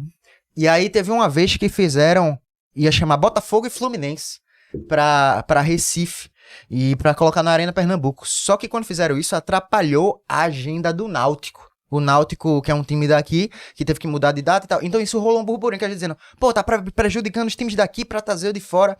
Em resumo, trouxeram um clássico do Rio de Janeiro pra gerar lucro e deu prejuízo, porque um jogo que tinha sido, né, que era um ídolo da Europa, deu, se eu não me engano, 15 mil pessoas aqui, ou foi 9 mil pessoas. Então, tipo assim... Enquanto no Ceará, 40 mil lotado. Exatamente, porque aqui a galera abraçou e disse assim, você atrapalhou os times daqui, a gente não vai. Vê que loucura, velho. Pode crer. Resumindo, chato pra caralho o Recifense. Entendeu?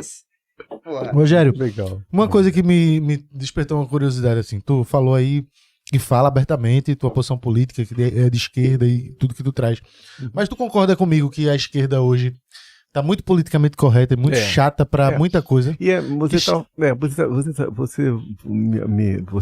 com essa pergunta me leva a falar uma coisa que, ao mesmo tempo, a minha mulher, ela teve um problema no Facebook dela, sabe? Acho que era de denúncia e tal, então interromperam. Ela teve que abrir um outro Facebook.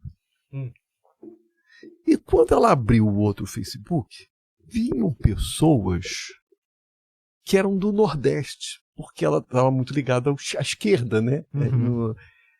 E ela chegou à conclusão que aquele pessoal da esquerda, que era claramente do Nordeste, pela maneira de falar, era completamente diferente daquela esquerda do Sudeste.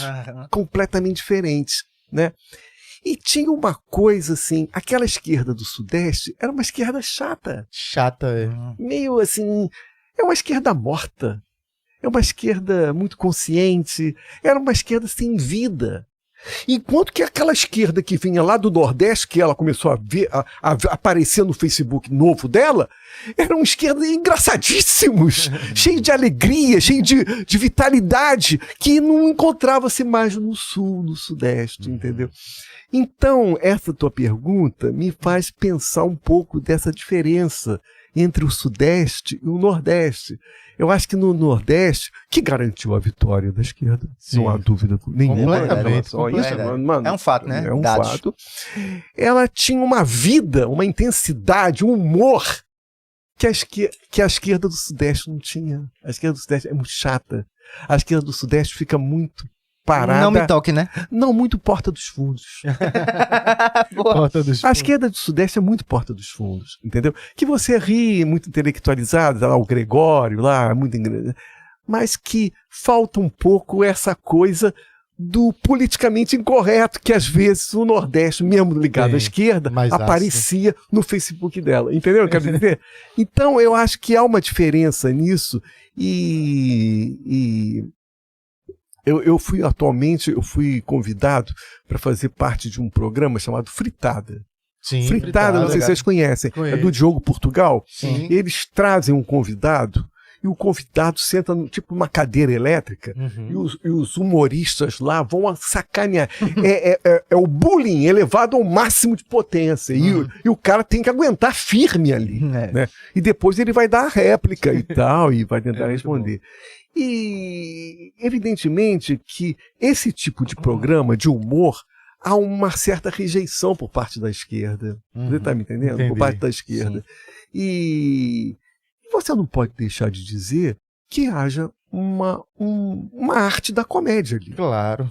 Né? Com certeza. Por exemplo, vamos dar um exemplo. Léo Lins, Sim. né? Que é provavelmente hoje o comediante que é mais apedrejado pela esquerda, porque foi muito infeliz. Né? E de fato foi infeliz. Eu particularmente não gosto daquele tipo de comédia. Eu não assisto aquilo, acho chato pra caralho, não vejo aquilo. Mas ele é considerado hoje um dos grandes comediantes do país. Sim. Um dos grandes comediantes do país. Então o que eu quero dizer com isso é o seguinte, né? E a comédia é uma forma de arte, assim como o cinema, assim como o teatro. Eu quero dizer o seguinte: a estética não pode ficar refém da ética. A estética não pode... verdade, concordo. Total. Você tá me entendendo? Total. Porque senão você aprisiona a estética. Você coloca a estética numa camisa de força. Palavras de ordem têm que ser ditas ali, entendeu? Quando a estética tem que ser absolutamente livre, né? É isso daí, quem fala é um filósofo alemão, Gombrowski, que ele fala justamente isso, né? Você pode ver um lance de estética numa luta de boxe, numa luta de MMA.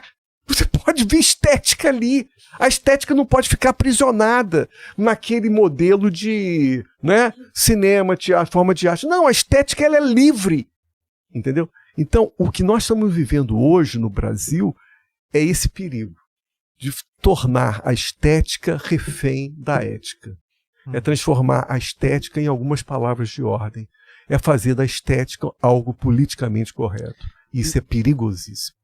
É assim, eu tenho algumas discussões assim com uma amiga minha, né, a gente direto fala assim, sei lá, se eu tô escutando alguma música ou alguma coisa de, sei lá, um cantor, alguém que a gente sabe que ele é um otário, né, uma pessoa, um otário. Mas as músicas dele são boas, né? Pode e ser. tem muito isso. Pode ser. E tem muito Pode isso ser. que hoje, justamente, esse negócio de cancelamento e tudo, tem essa... Separa a obra do artista ou não? Separa. Então, e claro. é o que eu Separa. falo. Separa. É o que eu falo pra ela. Lógico que separa, mas ela fala, Separa. não.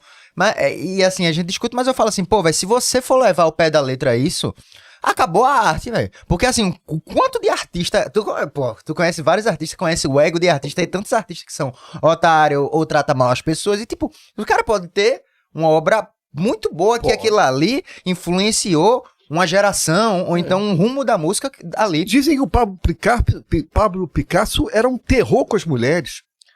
Batia em mulher, era terrível com as mulheres. Ah, porra, eu não duvido disso. Agora, eu já vi pessoas ligadas ao jornalismo musical, principalmente lá em São Paulo, que fala o contrário. Ele acha que a pessoa acha que uma coisa está ligada à outra. Se a pessoa é um calhorda, ele será um mau artista.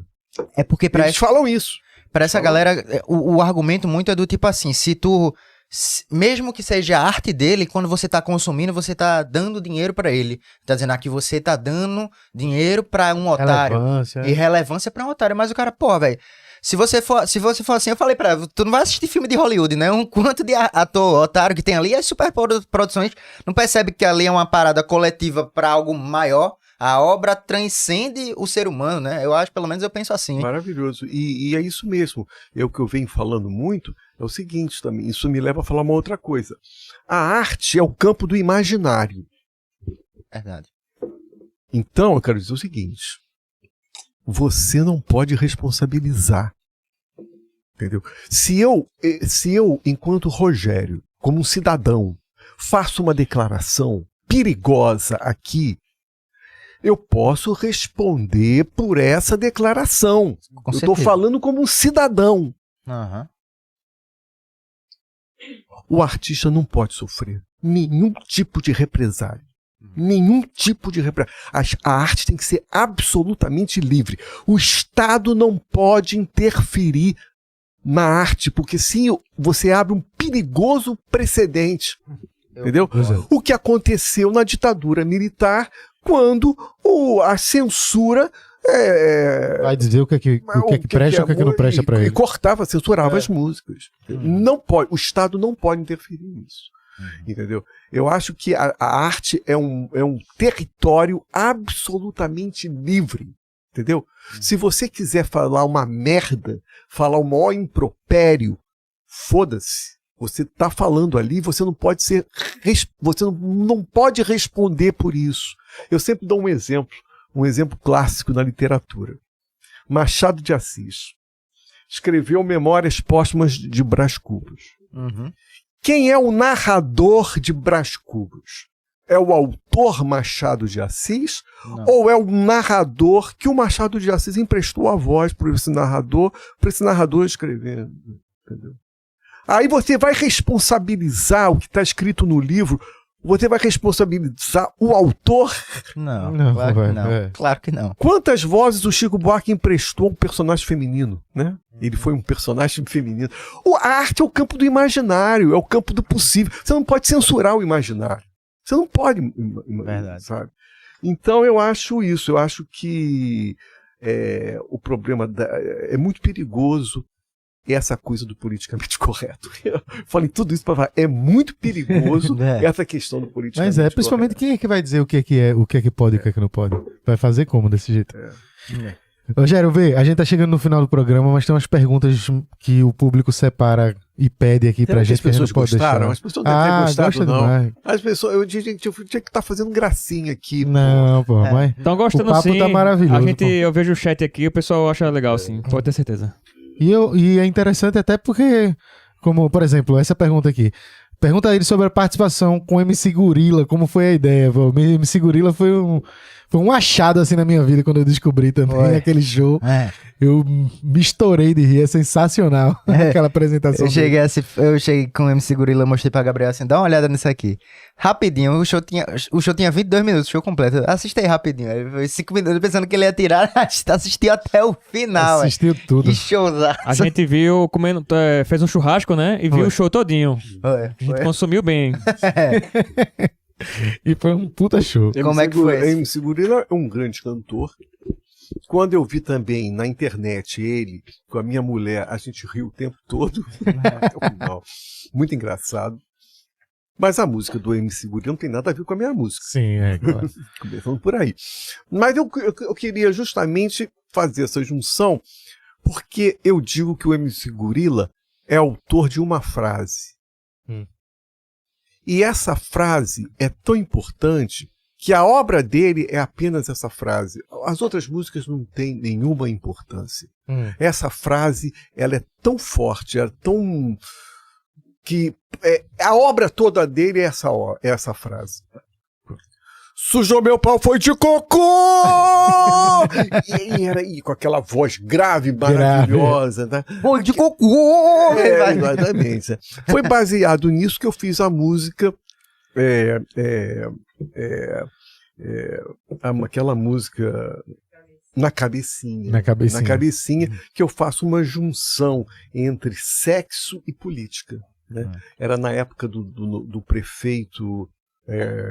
Daquele prefeito maluco que foi preso do Rio? Helicóptero para matar o Witzel, né?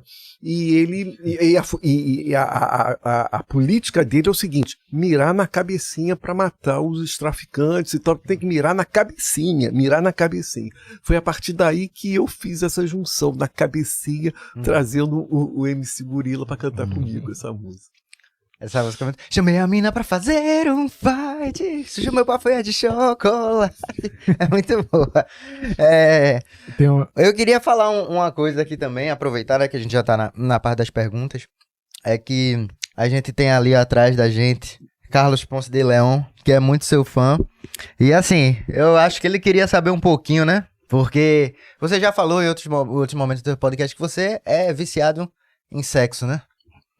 E eu sinto que o meu amigo Ponce de Leon também tem um pouco disso, né, Ponce? Você poderia falar um pouco com ele? Ele fica meio sem Então, eu não sei, eu acho que não, mas assim, aí é que tá. A gente vai tirar uma média aqui pra entender isso aí. Porque eu já vi muita coisa do Skylab, e Skylab ele não tem problema, assim, de expor, de falar as coisas assim, e ele dizia que tinha um problema e isso era ruim e tal. E falava assim da quantidade e como isso às vezes incomodava ele e o que ele tem que fazer pra se distrair e não passar tanto tempo ali vendo um site de putaria ou coisa do tipo, assim. Né? Só que hoje em dia as pessoas julgam muito assim, tipo assim, o cara bate uma punheta por dia e a turma já diz que o cara é viciado. Isso é verdade. Então eu acho que eu fico pensando que um problema pra você ser viciado é muito maior do que você fazer uma parada dessa todo dia. Né? E a Skylab ele já falou sobre isso, assim, né? Pra saber o que se torna um problema, assim, né? A respeito disso, né? Não, Não sei se ele quer comentar algo sobre isso. Assim. E ele passa por isso muito, porque ele também é um cara que fala de uma maneira muito aberta sobre isso. Aí a galera vem com... Sempre julga, né? Todo mundo julga, né? Você sabe, outro dia eu conheci um garoto que trabalhava lá no programa Matador de Passarinho e tal. Sim. E ele falava de sexo o tempo todo. Mas assim, ele falava de sexo o tempo todo assim. Ele tava num bar bebendo cerveja. Aquela menina. Eu achava aquilo chato pra caralho, entendeu? Porque ele era o sexo convencional, entendeu? Aquela menina namorou aquela bonita. Só fala disso, sacou, cara? Pra mim, a relação do sexo...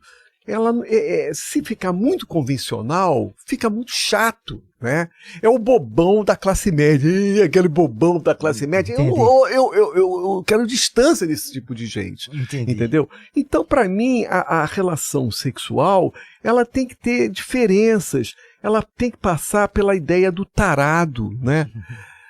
O tarado na fila do supermercado que chega para a caixa do supermercado e fala assim: O preço do tomate tá tão caro, né? Quer dizer, ele tá falando de outras coisas, entendeu, cara? De outras coisas. Então, eu queria tanto me lembrar daquele escritor paulistano, mas não vou conseguir me lembrar, né? Eu esqueci o nome dele. A gente se encontrou na rua, na Glória, lá. Esqueci o nome dele. Ele era um romancista maravilhoso, escreve contos, muito bom. E, enfim, ele fala dessa ideia do tarado, entendeu? Porque o tarado, ele não pensa dessa forma convencional, entendeu? Ele sexualiza todas as coisas, entendeu como é que é? Uhum. Tomar Coca-Cola no gargalo, saca? As coisas passam a tomar um outro sentido. Então, o sexo, para mim, tem que ter esse caráter de perversão, que não é da classe média, não é o sexo convencional. O sexo convencional é muito chato, entendeu? Ele tem que ter esse caráter de perversão, entendeu? E que a tara leva muito a isso. Entendi, Skylab. Agora, eu fico curioso. Eu vi uma vez um corte, não sei se tu chegou a explicar, mas ficou o corte aí na internet, o que vai viralizar o meme que apareceu pra mim. Justamente disso que tu tá falando. É uma frase curiosa tua que tu falou. Eu já dei meu cu 3 vezes e eu não me considero gay. Eu não consegui entender muito bem a equação. Não sei se cortaram o vídeo. Não, isso daí vem de uma entrevista que eu fiz com aquele garoto, Eduardo... Diogo Defante, não? Esse Não. foi com o Defante? Não. Eduardo Sterblitz. Esse Do Matador de Passarinho, entendeu como é que é? O cara, quando eu percebo que o entrevistado, ou o entrevistador, no caso o Defante também, tenta produzir alguma espécie de constrangimento, entendeu? O Sterblitz foi a mesma coisa. Acho que foi ali o primeiro momento que eu falei. Eu já dei o cu 3 vezes. Na primeira vez doeu, na segunda mais ou menos, e na terceira foi livre e tal. Comecei a falar coisas porque eu estava achando que aquele humor do Sterblitz estava assim, meio careta demais, entendeu como é que é, cara? Entendi. Aí tu Entendeu? jogou logo E eu joguei isso. E o Defante foi a mesma coisa. Quando o Defante veio com porque o humor do Defante é para constranger o entrevistado. Aí comigo não vai ter, né? Uhum. E aí eu... Entendi. Entendeu? Agora, a ideia de eu fazer muito isso é o seguinte. O que eu quero desenvolver, a ideia é o seguinte. É a ideia da curiosidade, não é? Você não pode negar, você tem que conhecer as coisas. É a palavra-chave do romance 1001 Noites, o romance árabe, né? A palavra-chave é curiosidade. Você tem que ter curiosidade pelas coisas. Você tem que conhecer as coisas, entendeu? E um segmento que fica enraivecido quando eu coloco essas coisas é normalmente os bolsonaristas. Né? É verdade. Eu procuro até tentar entender por que eles ficam tão enraivecidos. É como se tivesse alguma coisa por trás que eles querem Talvez uma vontade, né? Uma vontade, que não sempre esconder. É verdade. É engraçado que quando a gente até postou a arte de Skylab, aí tem nossa, cadê a moralidade? Algum comentário assim, do mundo tá perdido, aí dos bolsonaristas. É engraçado. Cadê a moralidade? E é muito haters. Eu coleciono uma quantidade imensa de haters, falando justamente disso. Eu não aguento. Porra, mas como é que é? Deu 3 vezes e ainda é hétero? Como é que é? Incomoda pra caralho. Esse aqui eu tô curiosíssimo pra saber a tua resposta. Como tu enxerga o cenário da música brasileira atual? A nova geração, essa galera que tá vindo de MPB pra agora. Eu acho ótima. Eu acho que ela tá indo muito bem. A música brasileira hoje, eu até coloquei um post recente falando sobre isso. Nós estamos tendo novamente uma hegemonia na música brasileira, tá? O renascimento da música brasileira, Sim. que é formado pelos veteranos, Alceu Valença, Sim. Caetano, estão sempre fazendo shows aí em todos os lugares, né? Verdade. Fazendo shows em todos os lugares aí, enchendo. Caetano vive fazendo show na Europa, enchendo, né? Ganhando dinheiro pra caralho. Aqui sempre lotado também. Tem os artistas de festival, é outro segmento, sabe? Pega aqueles segmentos de festival, né? Quem é que foi agora nesse festival aí que teve aí? Foi quem? Foi a Letrux, foi isso, foi aquilo outro, né? São os artistas de festival. Existem os artistas de festival. Existem os artistas dos Sescs. Uhum. Você sabe exatamente quais são os artistas que tocam em Sesc. Você sabe exatamente. Orquestra. Exatamente. E uma outra classe de artista, que é aquele artista que não é respeitado por ninguém, não é chamado por ninguém, mas entra na cena e leva tudo de roldão. Entendeu? Então,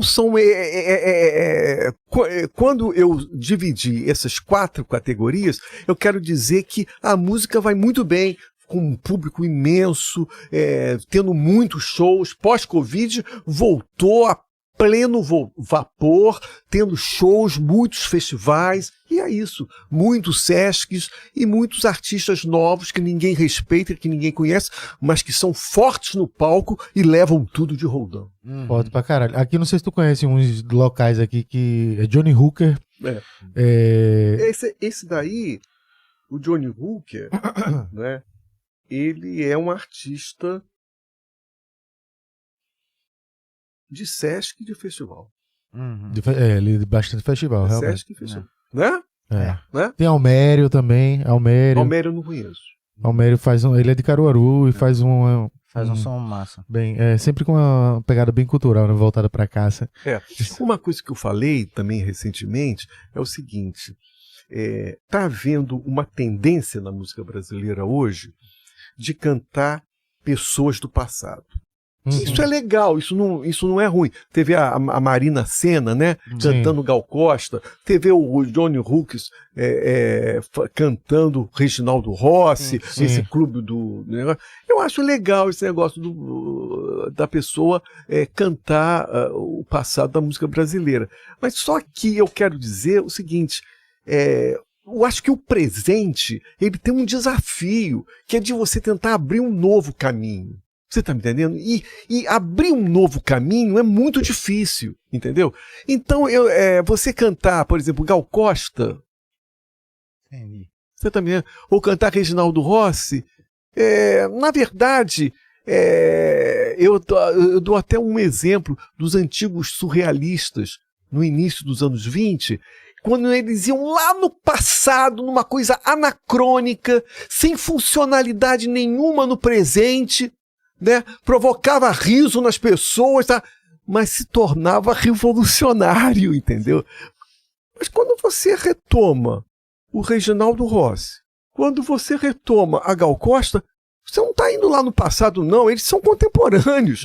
Eles morreram recentemente, mas eles são contemporâneos. Então eu não vejo muita vantagem nisso. Eu acho que o grande desafio do presente é abrir um novo caminho no presente. É tentar criar uma nova música. E esquecer de ficar cantando essas pessoas que já morreram, mas que fazem parte do presente. Gal Costa ainda é presente. Reginaldo Rossi ainda é presente. Eu não vejo muita vantagem nisso, sacou, cara? O grande desafio do presente é tentar abrir um caminho novo. E abrir um caminho novo é difícil pra caralho.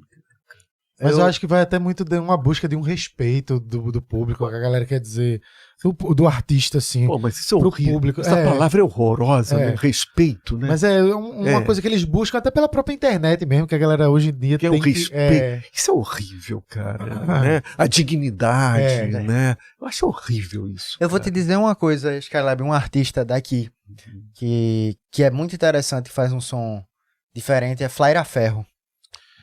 Não sei se tu já ouviu falar. Não. Mas é muito interessante. Tem uma música dela uma música, né, que pra mim é o porta-voz disso que ela faz, mas tem várias outras. Que é o seguinte, né? Aqui em Pernambuco, né? Sabe que o frevo é cultural, né? Faz parte da nossa história. Verdade. Só que assim, velho, pra ser sincero, assim, no nosso dia a dia ficou muito assim, na população geral, como, velho, frevo é música de carnaval, pra escutar no carnaval. Ou de velho, música de velho, antiga. Tá morto, tá morto. Tem muito esse sentimento. E aí ela, como uma artista de MPB da atual geração, ela conseguiu pegar o frevo, né? Antigo. E você misturar o frevo com a roupagem nova, né? Ele soa novo, Soa novo. ele é frevo, Mas qual velho. teria a diferença disso pro que o Chico Sainz fez?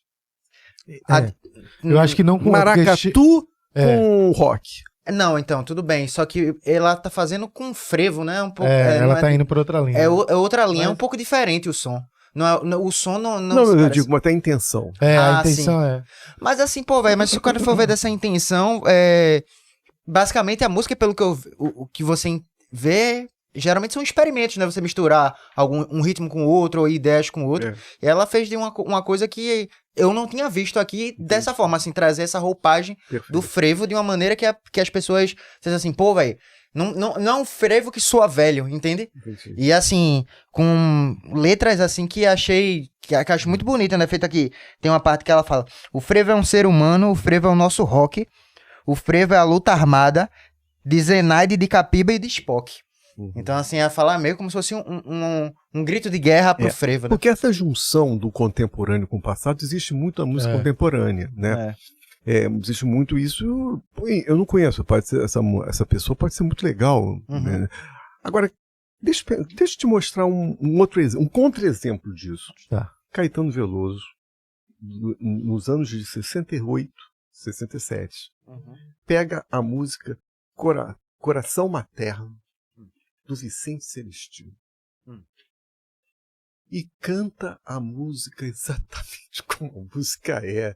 Talvez cante, talvez num tom mais cult, menos inflamado que o Vicente Celestino cantava, mas ele canta exatamente igual. Ele traz aquilo, naquele momento, era um absurdo. Pô. O que esse cara que quer fazer com isso? Trazer essa música exatamente igual a uma música que já passou, que não tem mais funcionalidade nenhuma no presente. Esse tipo de música não existe mais.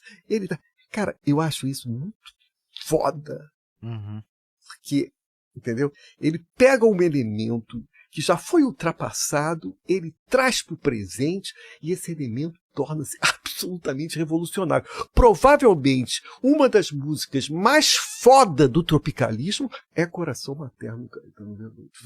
Mas quando você faz a junção pro rock e tal, ok, mas você já está fazendo uma síntese contemporânea. Você está entendendo como é que eu quero dizer? Quando eu falo isso, veja bem, eu não tô, nem conheço essa pessoa que você falou, ela pode ser excelente. Mas estou tentando diferenciar os conceitos que são diferentes. Entendeu? Trazer realmente uma coisa assim impactante que as pessoas não estavam imaginando na época, né? E que não tem funcionalidade nenhuma no momento. Total, entendo. Carlinho, tá com alguma pergunta daí? Porque aqui já foi. Pô, vai, tem um. Tem um aqui, sim, peraí. Vai então, Rafa. Vai, Carlinho. A tua. Eu tenho uma consideração aqui pra falar, mas deixa eu ler a pergunta aqui do superchat que mandaram. Que foi aqui, Elias Camel. Ele mandou, Skylab, qual o nome daquela música que você grita por muito tempo? Tem uma parte que é tipo Pesadelo. Acho que escutei um show seu no Rio de Janeiro. Vai ter muita música que tem isso, né? Não consigo, pergunta. não consigo localizar aqui no meu repertório por muito tempo. Há muito tempo que eu não. Será que é diz essa que tem música? um grito assim. Você grita por muito tempo. Gritando. Cara, eu não vou saber. É complicado, né? Ela tem 30 álbuns. Será que é sem anestesia? É uma música chamada Sem Anestesia, que talvez seja essa música que está se referindo. Talvez. Não Faz todo sei. sentido. Mas gritos eu tenho muitos. É verdade. Glória Maria! Uma pergunta que eu não poderia deixar de fazer, porque qualquer caixinha de pergunta que a gente colocar, seja no feed, seja no story, a galera perguntava: o que é que tu tava fazendo no dia 11 de setembro de 2001? Tava batendo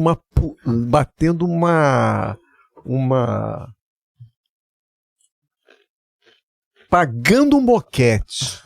Eu tava pagando um boquete, e aí quando eu faço isso, eu aumento o volume para que os vizinhos não escutem. Então fica o volume bem alto e eu tava pagando o boquete, eu tava chupando. Aí nesse momento toca O quê? A musiquinha da A Globo. musiquinha do Globo. E a gente presenciou aquilo ali. E quando a gente viu aquilo ali, parecia que era mais um enlatado. Porque eu te pergunto, quantos enlatados você não viu documentando o fim do mundo? Todo mundo correndo pelas ruas, os edifícios.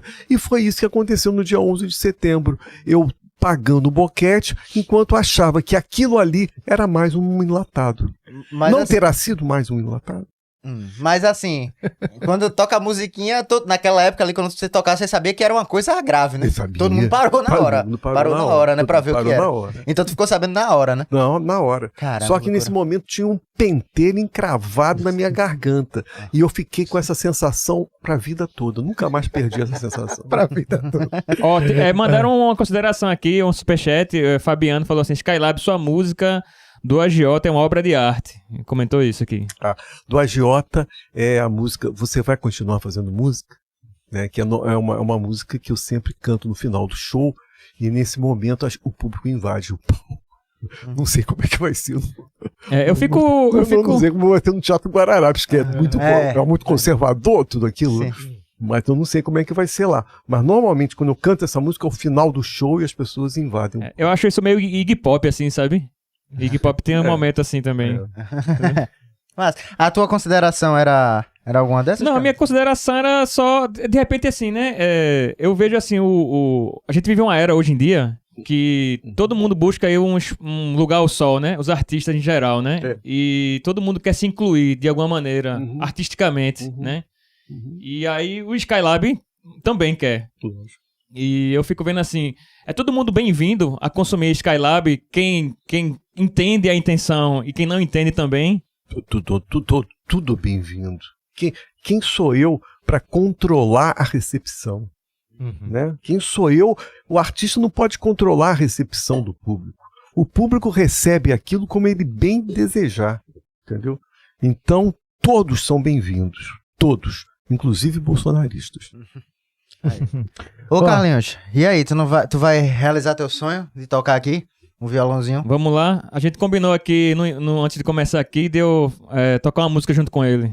Tá, e a gente já vai deixando Eu vou aqui pro vou pessoal que tá assistindo até aqui. Lembrando que amanhã Skylab vai estar lançando o livro dele. Aonde?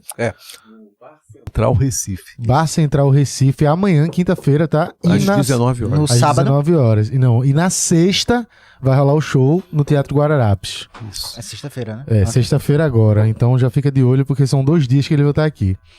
Já pra todo mundo. É isso aí. Vamos tocar essa Vai-te música aí, embora, Peruano, cara. realizando um sonho. Ó, isso é um sonho pra ele demais. Ele falou tanto. Será que eu vou ter oportunidade de tocar com o Skylab? Vamos ver se ele vai... Você Tirou a música direitinho? Você decorou a letra? Decorou a letra? Porque talvez a minha memória pode... Eu não vou cantar essa música no show, então eu não sei como é que tá a minha memória ainda. Olha ele aí, assim, ó.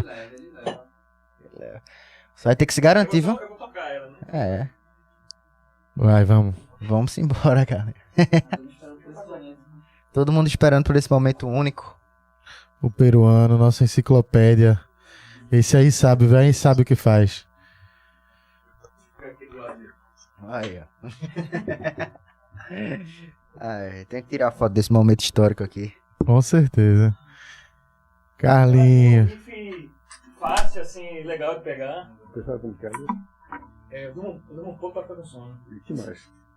Você esqueceu? Não lembro. Eu não vou conseguir me lembrar dessa música. Eu durmo um pouco pra ficar com sono. E ver o mundo totalmente estranho. Perto de mim é quase 1.000 quilômetros. Tá legal, Eu som. só vou perguntar se tá saindo o som direitinho. Né? Tá, dá pra ouvir. Simbora, Carlinhos. Tá? Eu vou começar aqui então. Tá bom, tá bom.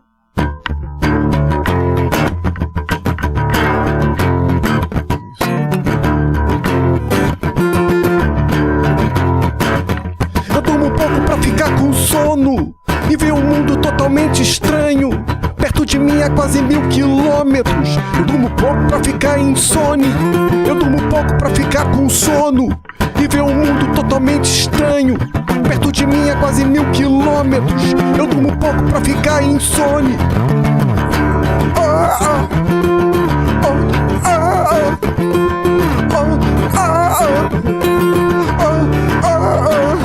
Eu durmo pouco pra ficar com sono e ver um mundo totalmente estranho. Perto de mim minha quase 1000 quilômetros. Eu durmo pouco pra ficar insone. Eu durmo pouco pra ficar com sono e ver um mundo totalmente estranho. Perto de mim é quase 1000 quilômetros. Eu durmo pouco pra ficar insone. Oh, oh, oh. Oh, oh, oh. Oh, oh, oh. Oh, oh, oh.